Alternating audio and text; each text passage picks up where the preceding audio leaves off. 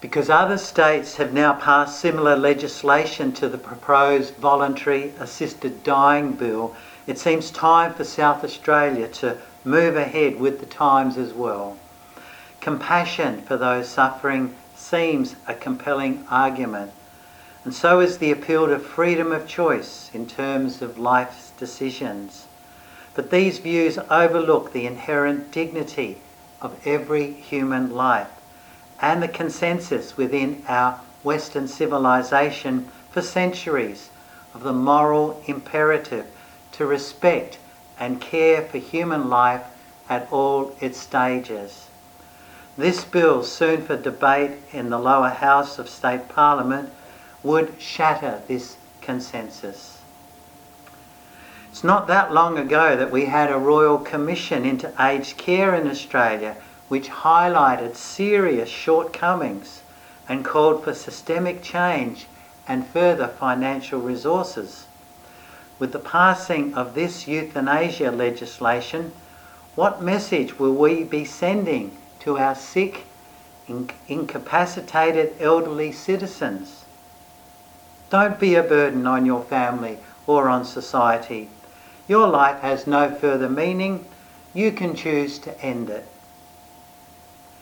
Human suffering calls for compassion from family and society. Suffering the pain of terminal illness is not the main problem, but suffering in isolation or alone is.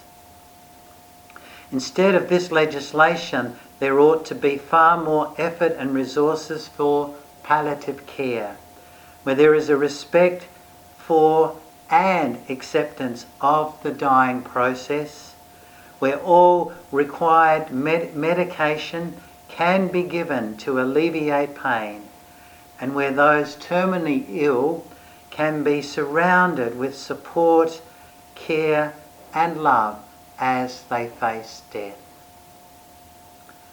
As humans, we are not totally self-sufficient, neither do we have within ourselves the reason for our very existence.